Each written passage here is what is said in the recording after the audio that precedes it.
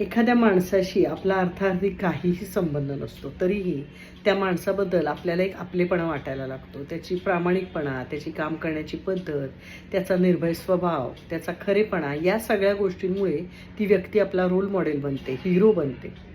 अशीच एक व्यक्ती सध्या भयंकर चर्चेत आहे, ती म्हणजे तुकाराम मुंढे साहेब. अतिशय सामान्य दिसणारा हा मराठी माणूस कर्तृत्वाने मात्र खूप मोठा झालाय. हा IAS ऑफिसर ज्या धडाडीने आपलं काम करतो ते पाहता त्यांच्याबद्दल काळजी देखील तेवढीच वाटते. म्हणजे त्यांनी मोठमोठ्या कंपन्या, मोठे मोठे ब्रँड्स, मोठी मोठी लोक यांची पोल खोलण्याची जी काही मोहीम सुरू केली आहे, ती पाहता त्यांचे शत्रू तर नक्कीच वाढले आहेत आणि ते आपल्याला सामान्य माणूस म्हणून समजतंय. मग मनात विचार येतो, त्यांना भीती वाटत नसेल का? कारण परवाच एका मुलाखतीत ते स्पष्ट म्हणाले की त्यांना त्यांचं कुटुंब उद्ध्वस्त करण्याच्या धमक्या येतात, फोन येतात.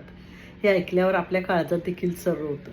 तरी हा माणूस समाजासाठी काम करत राहतो, कारण त्यांच्या मते हे सगळं करणं हेच त्यांचं कर्तव्य आहे. किती मोठा विचार आहे सांगा. नाहीतर आपल्याला हल्ली प्रामाणिकपणा, शिस्त वगैरे कौतुकास्पद गुण वाटायला लागतात. खरं तर ते आवश्यक गुण आहेत आणि हे त्यांनी सिद्ध केलंय.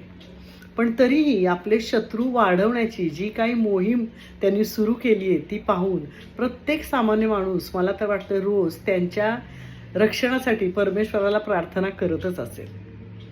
त्यांनी आपल्याला इतकं शहाणं केलंय की आज प्रत्येक माणसाच्या मनात एक वेगळा अवेअरनेस निर्माण झालाय. कोणत्याही किचनमधल्या वस्तू पाहताना, बाहेर खाताना, हॉटेलमध्ये गेल्यावर आपण आधी विचार करतो.